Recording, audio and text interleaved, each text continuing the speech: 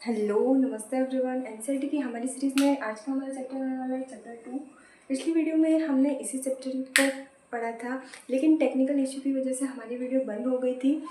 हम इस चैप्टर को पढ़ रहे थे, उसमें हमने 7वीं सदी के में जिन साम्राज्यों का उदय हुआ वो हमने मैप में देखा।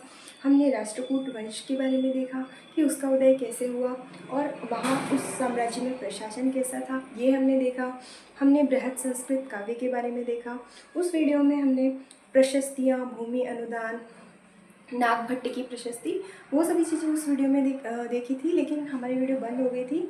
तो आज का जो हमारा बचा हुआ चैप्टर है वो हम इस वीडियो में देखेंगे। इसमें हम त्रिपक्षीय संघर्ष के बारे में देखेंगे और हम चोल प्रशासन के बारे में देखेंगे, चोल राजवंश का उदय कैसे हुआ, चाहमान यानी चौहान शासकों के बारे में, और हम चोल राज्य में कुछ गाँवों के विशेष गाँव में कुछ नाम थे उनके बारे में हम इस वीडियो में देखेंगे। तो शुरू करते हैं। सबसे पहले हम देखेंगे त्रिपक्षीय संघर्ष के बारे में।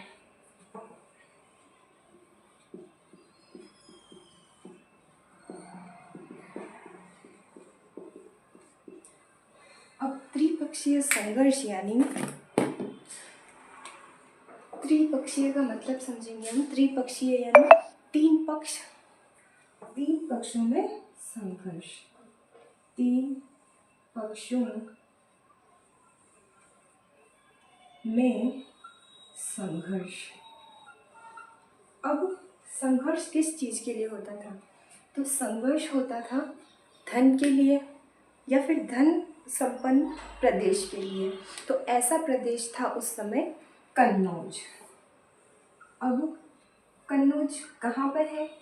गंगा घाटी के मैदानों में।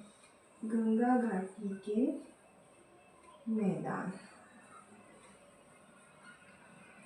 हमने पिछली वीडियो में भी बात करी थी कि इन नदियों के नाम हम मैप में क्यों मेंशन करें, क्योंकि इन नदियों की वजह से वो जो साम्राज्य थे उनकी समृद्धता रहती थी। अगर नदियाँ हैं तो ऑटोमेटिकली वो जो साम्राज्य है वो समृद्धशाली होगा। तो अब इसको विजय पाने के लिए तीन राजाओं के मध्य संघर्ष होता था, उसे बोलते थे त्रिपक्षीय संघर्ष। तो क्वेश्चन हो सकता है कि त्रिपक्षीय संघर्ष किस किस के बीच में था? तो पाल वंश और राष्ट्रकूट वंश और गुर्जर प्रतिहार वंश।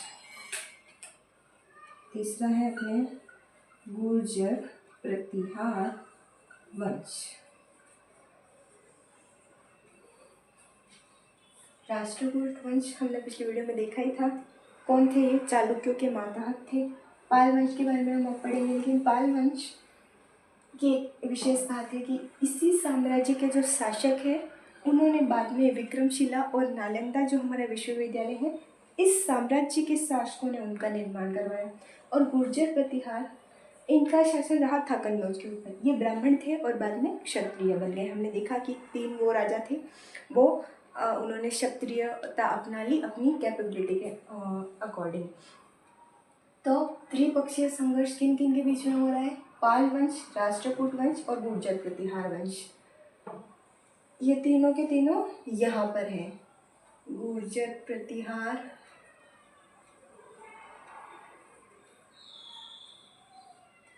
पाल यहाँ नहीं है, यहाँ पर गुर्जर प्रतिहार है और राष्ट्रकूट यहाँ पर है। और हमारा जो पाल वंश है वो इंडिया के मैप में यहाँ है, यहाँ पर पाल वंश। ठीक है, तो ये हो गया।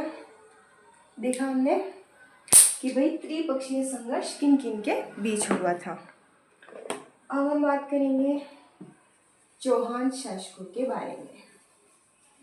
उससे पहले हम देखेंगे कि हमारे यहाँ बाहर से भी अटैक होते थे। जैसे ये लोग राजा वगैरह मंदिर और ऐसा बनाते थे, भव्य मंदिर, तो उनको लूटने के लिए बाहर से अटैक होते थे। तो एक अटैक किया था एक व्यक्ति ने, एक शासक है अफगानिस्तान के गजनी का।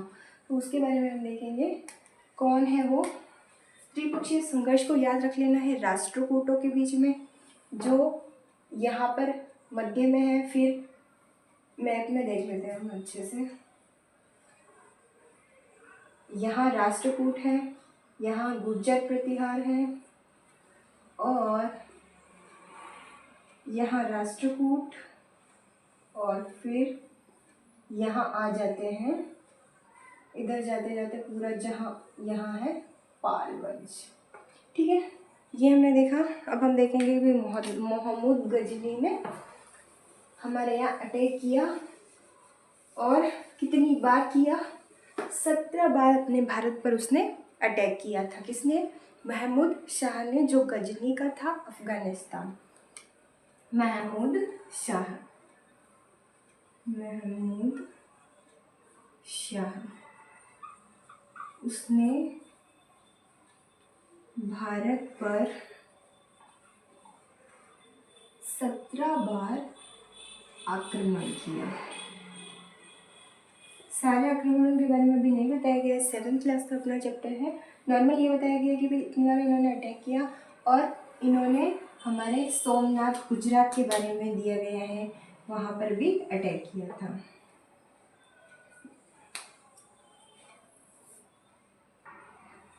सोमनाथ मंदिर की बात हम इसलिए भी यहाँ पर ले रहे हैं क्योंकि इसने क्या किया? सोमनाथ गुजरात, सोमनाथ मंदिर पर भी आक्रमण किया, और वहाँ से जो धन इन्होंने लूटा उससे उसकी राजधानी निर्माण किया था। कहाँ? गजनी, अफगानिस्तान। अफगानिस्तान जो धन लूटा उससे उसकी राजधानी का निर्माण किया।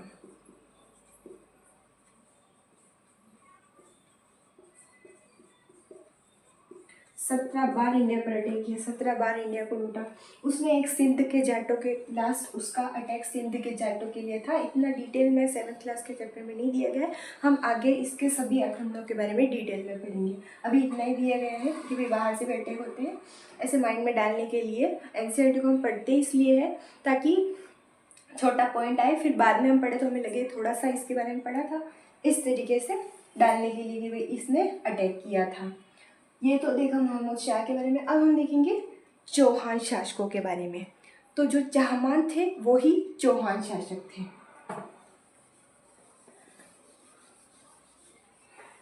चौहान शासकों में हमारे सबसे प्रतापी शासक है पृथ्वीराज चौहान। सभी ने उसके बारे में थोड़ा बहुत सुना होता है। चौहान शासक, सबसे पहले हम देखेंगे चौहान शासक, इनका शासन कहाँ पर था? तो इनका था राजस्थान में अजमेर और दिल्ली और अजमेर पर इनका शासन था।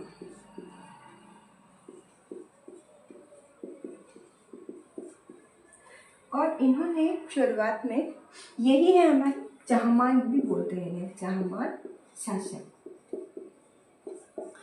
और इन्होंने साम्राज्य विस्तार के लिए साउथ में गुजरात और यूपी, नॉर्थ में यूपी में गढ़वालों, जो शासक है गढ़वाल, उनसे उन पर अटैक किया, उनसे टक्कर ली, और गुजरात में चालुक्यों पर अटैक किया। किस चीज़ के लिए? अपने साम्राज्य के विस्तार हेतु। साम्राज्य विस्तार हेतु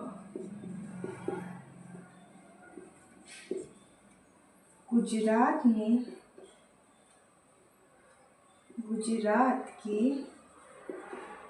चालुक्यों और यूपी के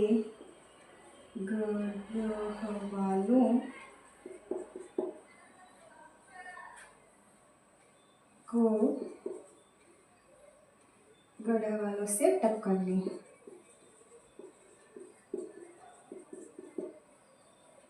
चौहान शासकों के बारे में थोड़ा सा हमने देखा कि इन्होंने साम्राज्य विस्तार किया। दिल्ली और अजमेर में इनका शासन था। अब एक प्रतापी शासक है पृथ्वीराज तृतीय, जिनका युद्ध हुआ था मोहम्मद कोरी के साथ, वो हम देख लेते हैं। तराइन का युद्ध हुआ था, लेकिन हमारे चैप्टर में तराइन के युद्ध का उल्लेख नहीं है, तो हम अभी उसके बारे में नहीं देखेंगे। लेकिन वो जो युद्ध है वो युद्ध तराइन का युद्ध ही है, 1191 वाला। तो हम पृथ्वीराज तृतीय के बारे में देख लेते हैं। पृथ्वीराज तृतीय, जिनका समयकाल है 1168 से 1192। 91 और 92 में इनके दो युद्ध होते हैं। फर्स्ट युद्ध में ये जीत जाते हैं और 92 में इनकी पराजय हो जाती है, वही शासक मोहम्मद घोरी से। तो इनका मोहम्मद घोरी जो कौन था, तुर्क, इससे मोहम्मद घोरी से 1191 में युद्ध, विजय किसकी हुई? युद्ध मोहम्मद घोरी तुर्क को युद्ध में पराजित किया और 1192 में स्वयं पराजित हो गए। तराइन का युद्ध होता है ये। फर्स्ट युद्ध में इनकी विजय होती है, लेकिन बाद में क्या होता है, एक तो ये उसे भाग जाने देते हैं मोहम्मद घोरी को, और दूसरा ये उस युद्ध के जीतने की खुशी में डूब जाते हैं और ये अचानक से अटैक कर देता है और ये हार जाते हैं। दूसरे ऐसा बोलते हैं कि भाई इसे जाने नहीं देना चाहिए था, ऐसा इनका युद्ध हुआ था। तो ये था हमारे पृथ्वीराज चौहान के बारे में जितना दिया गया बुक में, वो हमने देखा चौहान शासकों के बारे में। अब हम देखेंगे हमारे चोल वंश के बारे में। इससे पूर्व हमने राष्ट्रकूट वंश के बारे में देखा, अब हम चोल वंश के बारे में देखेंगे कि भाई चोल वंश का उदय कैसे हुआ। राष्ट्रकूट वंश के बारे में देखा कि भाई वो चालुक्यों के माताहत थे, इस तरीके से चोल भी माताहत थे। चोल वंश, अब चोल वंश हमारा कहाँ आएगा? यहाँ है हमारे राष्ट्रकूट और हमारे चोल हैं तमिलनाडु में। ठीक है, तो चोल वंश के उदय के बारे में हम देख लेते हैं। इसमें ऐसा होता है कि जैसे हेड फैमिलीज होती है, मुखिया परिवार, उनकी सत्ता होती है। जैसे गांव है तो कोई बड़ा परिवार है जो सबका हेड है, उस तरीके से एक मुखिया परिवार आएगा अपना। कावेरी नदी के डेल्टा पर, ऐसे समझते हैं हम, ये है मुट्टिरियार मुखिया परिवार,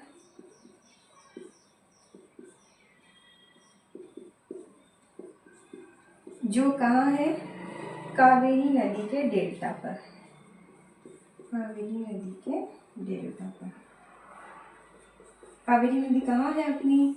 यहाँ पर कावेरी नदी है।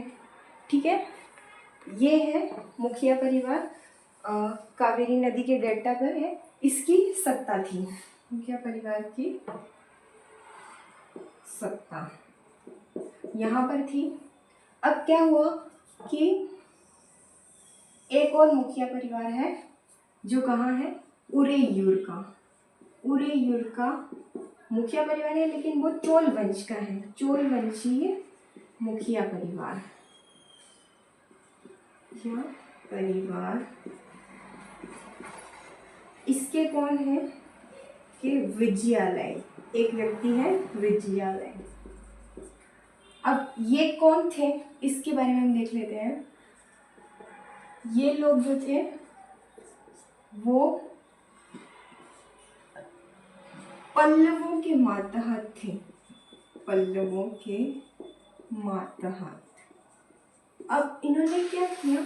इनकी अधीनता, मातहत यानी सामंत की तरह अधीन होना। इन्होंने क्या किया कि हम तो आपके अधीन नहीं रहेंगे। इन्होंने अधीनता अस्वीकार कर दी, स्वतंत्र हो गए और अपनी सत्ता स्थापित कर ली यहाँ पर। ठीक है, अब जो ये फैमिली है, इन्होंने क्या किया? इन विजयालय ने इनको समाप्त करके अपनी सत्ता स्थापित कर ली। अब इन्होंने अपनी सत्ता स्थापित करी तो चोल साम्राज्य का उदय हो गया। तो क्या देखा आपने कि इन्हें पराजित कर सत्ता प्राप्त की। तो चोल वंशी अब संस्थापक कौन हो गए इस हिसाब से? विजयालय चोल। क्योंकि ये जो फैमिली थी इनके अधीन थी, ये स्वतंत्र हुई और इन पर अटैक किसने किया? चोल वंशीय विजयालय चोल ने। तो अब कौन हो गए संस्थापक चोल साम्राज्य के? विजयालय चोल। ठीक है। अब जो विजयालय चोल थे इन्होंने इस परिवार को पराजित करने के बाद वहां पर तंजावुर शहर का निर्माण कराया। तंजावुर शहर का निर्माण करवाया और निशुंभ सुदिनी देवी का मंदिर बनवाया। निशुंभ सुदिनी देवी का मंदिर।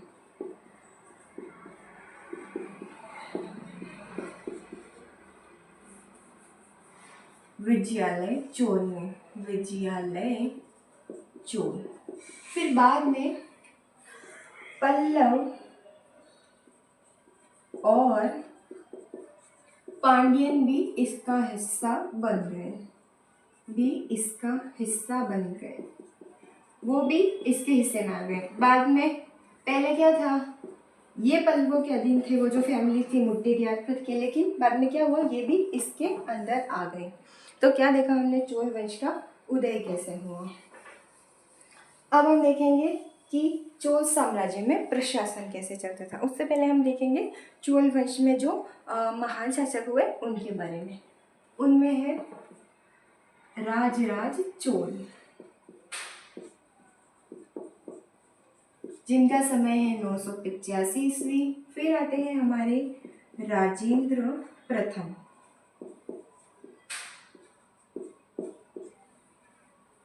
राजराज चोल ने आसपास के जो राज्य थे उनको, पड़ोसी राज्यों को अपने अंदर मिला लिया।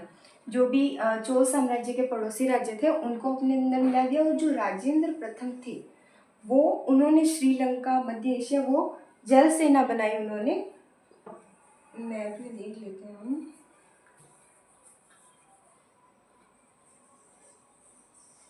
अब क्या हो रहा है, चोल साम्राज्य के पड़ोसी राज्य देख लेते हैं हम, पड़ोसी वंश देख लेते हैं। शहर है यहाँ पर तंजावुर, उरेयूर और मदुरई। फिर यहाँ काकतीय वंश है, काकतीय वंश। यहाँ है यादव,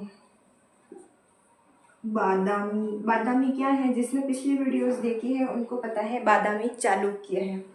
कल्याणी क्या है, कल्याणी भी चालुक्यों का ही एक नाम है। जिसने पिछली वीडियोस पढ़ी उन्हें पता है कि भाई बादामी करके भी चालुक्य है, कल्याणी चालुक्य है। और फिर है यहाँ वंगी करके और कोच्चि। तो इस तरीके से राजराज चोल ने इन सबको अपने अंदर मिला लिया। और जो राजेंद्र प्रथम थे इन्होंने तो क्या किया, पड़ोसी देशों को, पड़ोसी राज्यों को अपनी सीमा में मिला लिया, पड़ोसी राज्यों को अपनी सीमा में मिला लिया।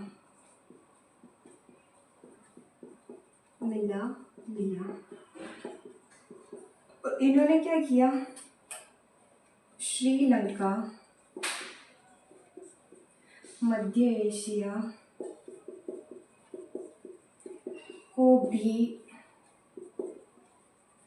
अपने साम्राज्य में मिलाया।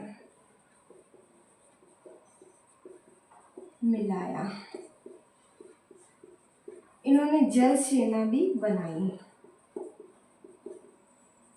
अब अटैक करना है, उस पार जाना है, तो जल सेना चाहिए, लोग ऐसे चाहिए, तो इन्होंने जल सेना भी बनाई थी। तो ये हमने देखा। इसमें वंश और कौन कौन से थे,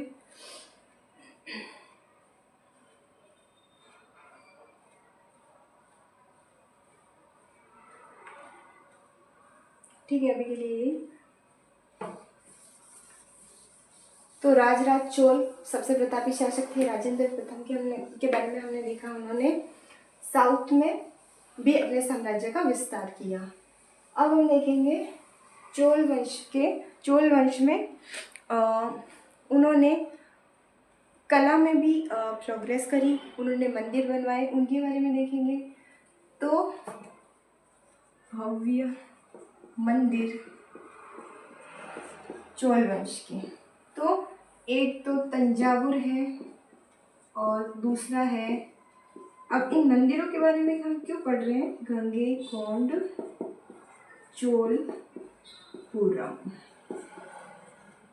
मंदिर बनवाने का काम अपना कौन कर रहे हैं, राजराज चोल और राजेंद्र प्रथम। चोल और राजेंद्र प्रथम। तो इन मंदिरों को, ये मंदिर क्या हुआ, जैसे आजकल हम किसी पब्लिक प्लेस विजिटिंग, हम किसी भी तीर्थ स्थल पे कहीं पे भी जाते हैं तो वहाँ पर शॉप्स वगैरह होती है बाहर। तो क्या हुआ कि इन मंदिरों के बाहर ये मंदिर क्या हुआ, धीरे धीरे सामाजिक आर्थिक केंद्र बन गए। पास में लोगों का आना जाना होता था, तो पास में उस समय जैसी भी आवश्यकताएं थी वैसी शॉप्स वहाँ लगने लग गई। लोगों का बहुत ज़्यादा वहाँ आना जाना हो गया। अपनी कलाकृतियाँ लोग वहाँ दिखा रहे थे, कलाओं का वहाँ कलाएं वहाँ निर्माण वहीं हो रहा था चीज़ों का। इस तरीके से ये मंदिर सामाजिक, राजनीतिक और आर्थिक केंद्र बन गए।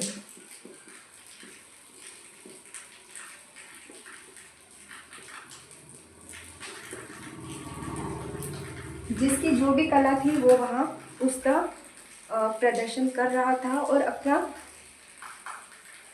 आर्थिक उसका लाभ ले रहा था। इस तरीके से ये मंदिर सिर्फ मंदिर नहीं रहे थे वहाँ पर, उस वजह से मंदिर भी बहुत ज़्यादा विशेष हो गए क्योंकि बहुत संख्या में लोग वहाँ पर आते थे। तो ये हमने देखा भव्य मंदिर के बारे में। और कांस्य कला के बारे में देखेंगे हम। ऐसा बताया जाता है कि चोलों की कांस्य कला पूरी दुनिया में सबसे ऊपर थी, सबसे फेमस थी कांस्य कला।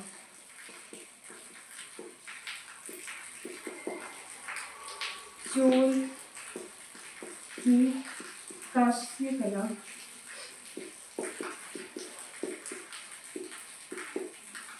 दुनिया भर में लोकप्रिय थी।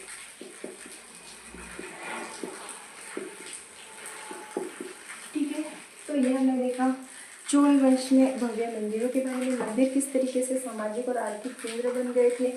और हमने कांस्य कला के बारे में देखा, कांस्य की मूर्तियाँ, एक मूर्ति का चित्र भी हमारे बुक में दिया गया है, एक नर्तकी की मूर्ति है। अब हम देखेंगे चोल प्रशासन में कृषि और सिंचाई। तो इसमें हमारा रोल करेगी कृषि के लिए, सिंचाई के लिए हमारी रिवर्स कृषि और सिंचाई। तो इसके लिए सबसे प्रमुख है हमारी कावेरी नदी। जहाँ चोल वंश है वहीं पर है हमारी कावेरी नदी। हमने देखा था शुरुआत में कि नदियों की वजह से ये जो साम्राज्य थे उन्हें फायदा होता था और वो ज़्यादा समृद्धशाली बनते थे। तो कावेरी नदी का शाखाओं में विभाजित हो जाना,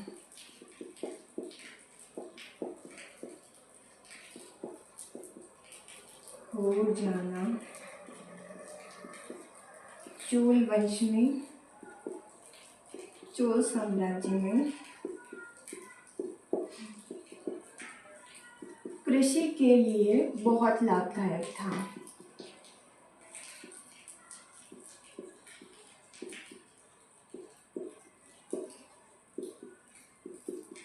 विशेषतया चावल की खेती के लिए, चावल की खेती के लिए।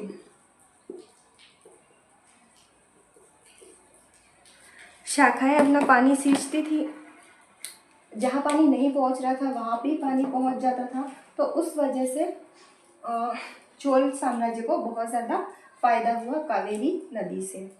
और फिर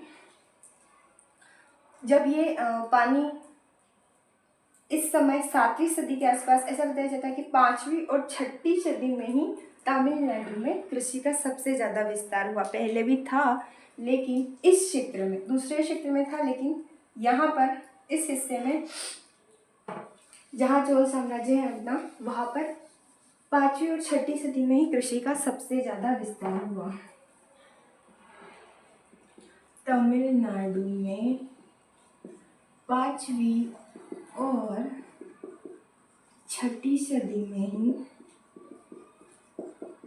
कृषि का सर्वाधिक विस्तार हुआ।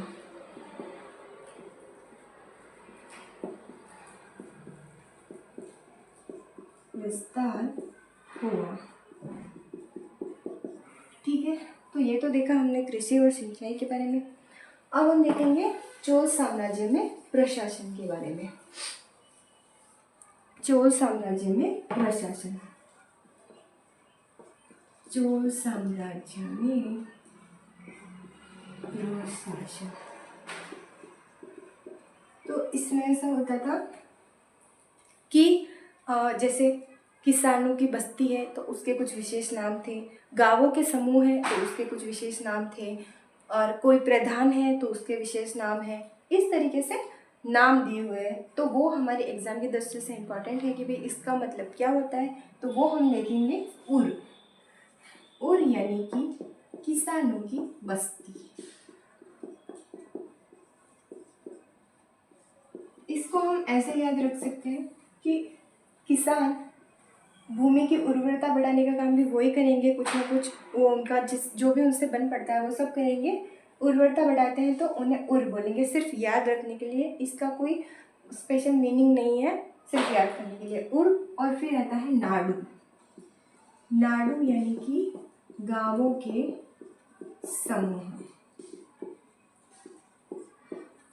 इसका सबसे ज़्यादा न्याय करने में ये लोग न्याय हेतु सर्वाधिक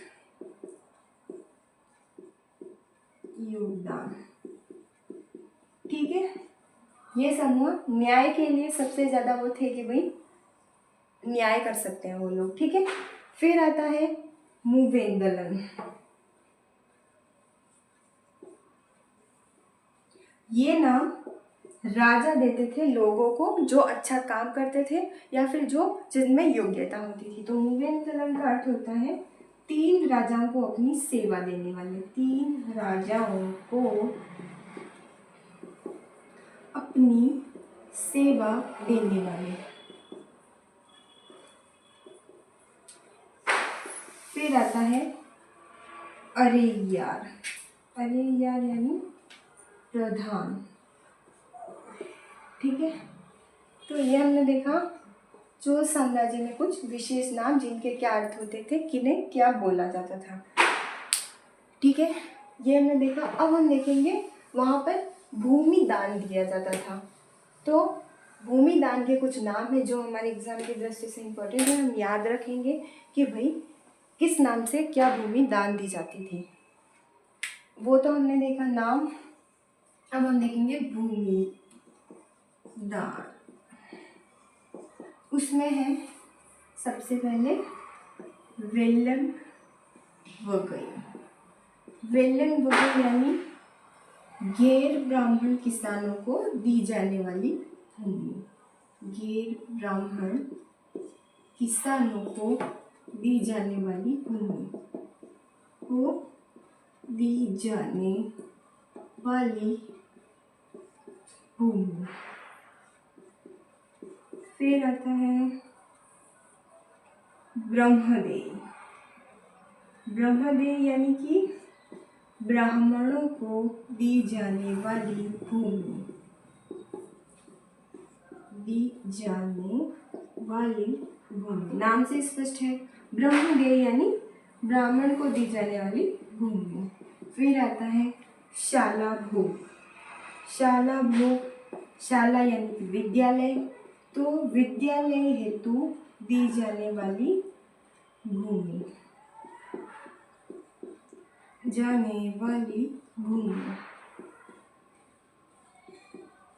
फिर आता है देवदान, मंदिरों के लिए दी जाने वाली भूमि, देवदान तिरुमट्टकई, तमिल नाम है तो उनके हिसाब से ये नाम है इसका, लेकिन ये मंदिरों के लिए दी जाने वाली भूमि है, के लिए दी जाने वाली भूमि।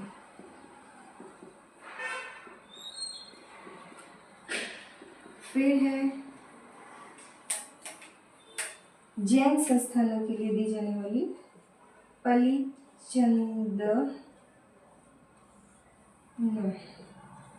जैन संस्थानों के लिए दी जाने वाली भूमि। तो ये कुछ भूमि दान के प्रकार हैं जो चोल साम्राज्य में लोगों को दिए जाते थे। उनके नाम हमें याद रखने हैं। वेलन वगई, ये हमने याद रख लेना है। जैसे हमने पिछले चैप्टर्स में भी वेल्लला याद किया था, भूस्वामी यानी वेल्लला। तो भूमि का स्वामी है, भूमि दी जा रही है इस बार किसानों को। कौन से किसानों को? जो गैर ब्राह्मण किसान। बाकी ब्रह्मदेही नॉर्मली है, ये याद रख सकते हैं। ब्रह्मदेही यानी ब्राह्मण को दी जाने वाली। शाला भोग यानी शाला के भोग यानी विद्यालय के लिए। देवदान, देवदान के लिए याद रख सकते हैं, मंदिरों के लिए, देवताओं के लिए। पल्ली चंदनम, जो जैन संस्थानों के लिए दी जाने वाली भूमि। तो ये हमने देखा भूमि दान के बारे में। अब हम देखेंगे कि भाई ब्राह्मणों को इतनी सारी भूमि दी जा रही है, तो ब्राह्मण बहुतायत में वहाँ हो गए थे। ब्राह्मण विचार विमर्श करने लग गए थे, उनकी सभाएं होने लग गई थी। तो ब्राह्मणों की सभा के बारे में बताया गया है। और इसके बारे में हमें पता कैसे चलता है?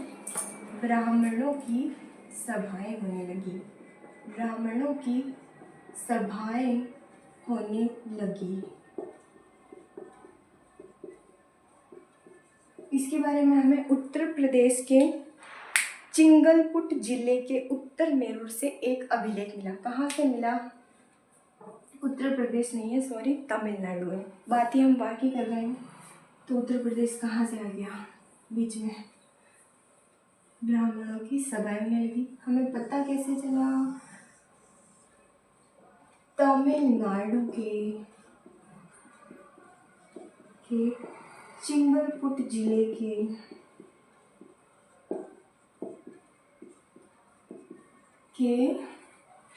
उत्तर मेरूर से पता चला। इसमें ऐसा है कि भाई जो इन सभाओं में सम्मिलित कौन कौन हो सकता था, उसके बारे में बताया गया है। इसमें ऐसा बताया गया है कि जो सभाएं होती थी वो मंदिर की देखरेख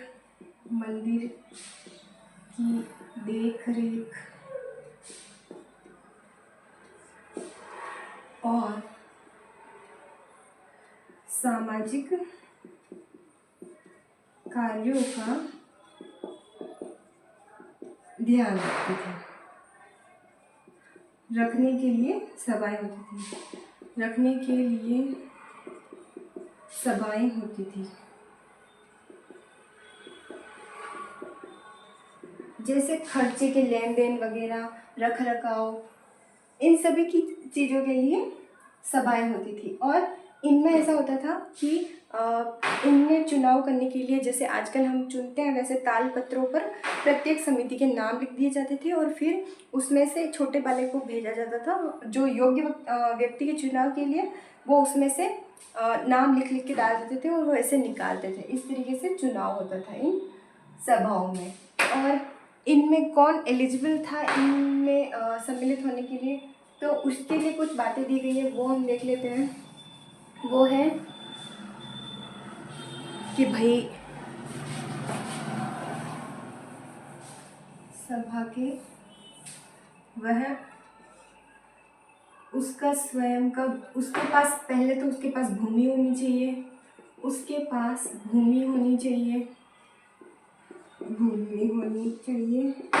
और उसकी उम्र जो है वो 30 से 70 वर्ष के बीच होनी चाहिए।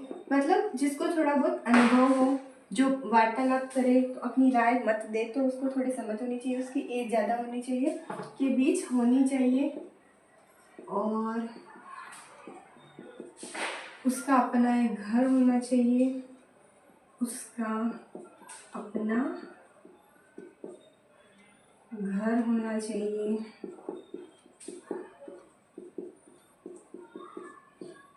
और पिछले 3 सालों में यदि वह सदस्य रहा है, 3 सालों में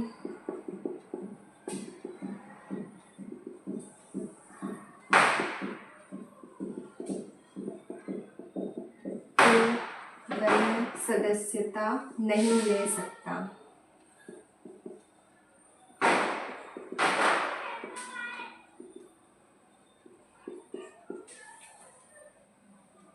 ठीक है, तो ये क्या देख रहे हैं हम, उस ब्राह्मण सभा की सभा में सम्मिलित होने के लिए योग्यता है। एक और है, पिछले 3 सालों में सदस्य नहीं रहा है, और दूसरा यदि उसके घर का कोई सदस्य, एक पॉइंट रह गया है, हाँ सॉरी मेरे को याद नहीं आया था। इसमें ऐसा हुआ कि अगर उसके परिवार में किसी ने खाते जमा नहीं करवाए, उसके परिवार में से किसी ने खाते जमा नहीं करवाए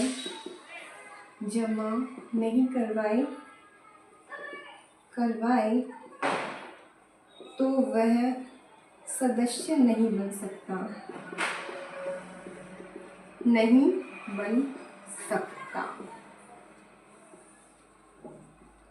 ब्राह्मण सभा समिति हेतु सदस्यता, क्या देखा हमने सदस्यता के लिए, ये कुछ बिंदु दिए कि भाई वो उसके पास भूमि होनी चाहिए, उसका घर होना चाहिए, पहले सदस्य रहा है तो नहीं बन सकता, अगर खाते ही जमा नहीं करवाए, कैरेक्टर ही सही नहीं है वो लोग, तो वो नहीं सदस्य बन सकते। एटलीस्ट वो उसकी एज इतनी होनी चाहिए कि वो कुछ बात करे तो उसका कोई अर्थ, मतलब उसे एक्सपीरियंस होना चाहिए इस तरीके से। और ये जानकारी हमें कहाँ से मिल रही है, उत्तर मेरूर के चिंगलपुट के तमिलनाडु के अभिलेख से पता चला है कि ऐसी चोल साम्राज्य में सभाएं होती थी। तो आज का हमारा चैप्टर जो बाकी रह गया था वो हो गया है ख़त्म। नेक्स्ट वीडियो में हम चैप्टर 3 के बारे में बात करेंगे। तब तक के लिए धन्यवाद, टेक केयर।